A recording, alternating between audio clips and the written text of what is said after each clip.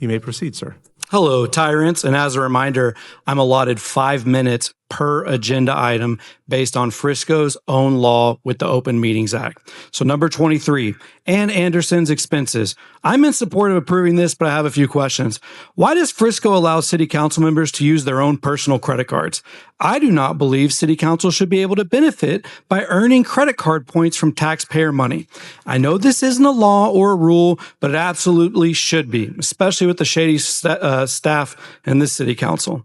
And what did you learn at the property tax workshop? And do you plan on sharing those learnings with Frisco residents? I can personally tell you Texas property taxes are out of control, so I hope you're advocating to reduce them. I don't understand what benefit city council members going to the PGA championship was. It's not like you're running the event and you provide zero value to the operations. This is a perfect example for a corporation whining and dining city council members to help influence your decisions. Was staying at a casino really necessary? I don't think so. And why was Wes Pearson's Amex used to book the hotel for the PGA, but not for your Austin hotel? Wes, was this on your city Amex or was it a personal card where you benefited by receiving credit card points? No comment. And I noticed you only had one receipt for meals for this 3-day travel to the PGA championship. Did the PGA cover all of your expenses along with your free ticket? This seems like thousands of dollars in free stuff from a corporation. Did you really need an appetizer with your dinner at Papacitos? Now, all jokes aside, you actually seem like an employee who isn't abusing expenses, so good for you. It just sucks that you're a tyrant who doesn't appreciate the First Amendment. Number 24, tower site lease with AnthemNet. I do not support this agenda item. I wonder who determined the $4,595 monthly rent price. I'm sure T-Mobile will love putting their 5G network on this tower. Did you know T-Mobile USA is owned by Deutsche Telekom, which is partly owned by the German government?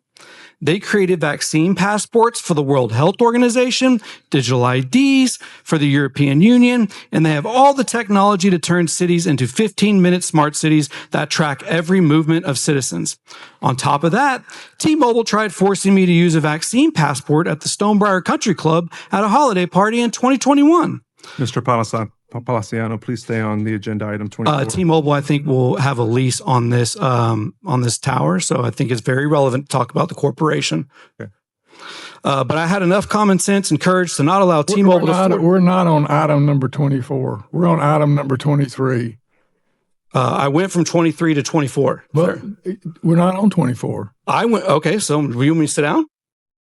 You want to make it go even longer? I mean, I can. I was just going to go through all the agenda items that I have signed up to speak for. We can do this however you want, sir. Mr. Palaciano, is your comment, are you done on 23? Yeah, I went to 24 to the tower at least and spoke on that. Okay, then go ahead and just take a seat for 23 if you're done. I'm also completed 24 too. Okay, just thank you, sir.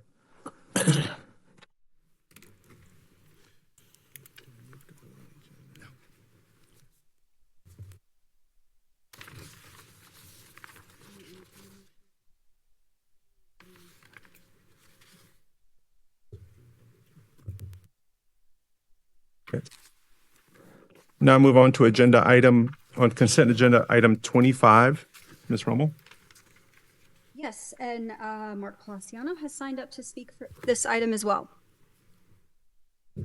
Okay, sir.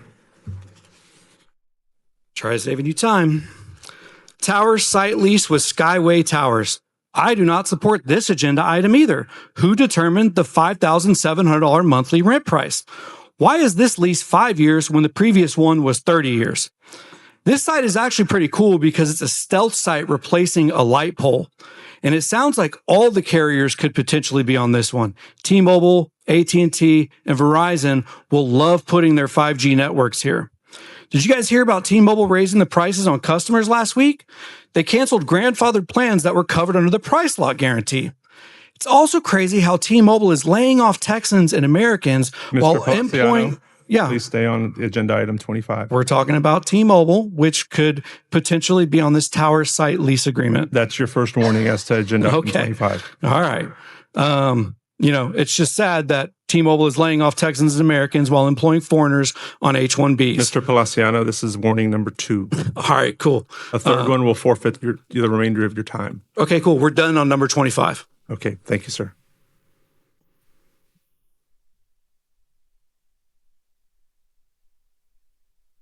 Now call up agenda item 26. Ms. Rommel? We have Mark Palaciano as well. Number 26, encroachment agreement with Encore. I'm in support of this agenda item. It makes sense. Thank you for your brevity. Thank you, sir. Agenda item 27. Ms. Rommel?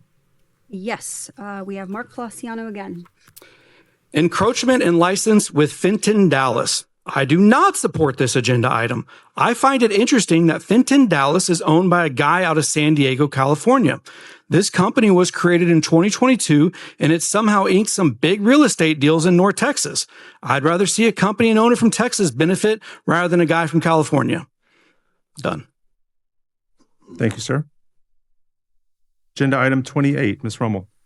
We have Mark Palaciano again. If you guys want this to stop, they should put citizen input back on. 28.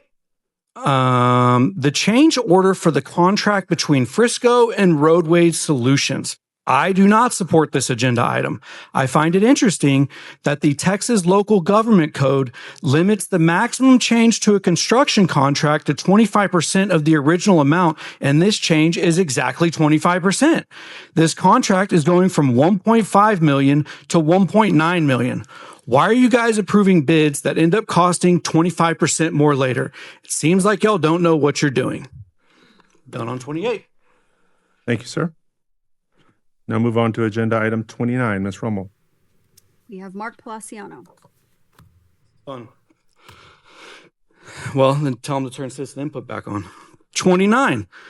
Change order of the standard construction contract with Flow Line Construction.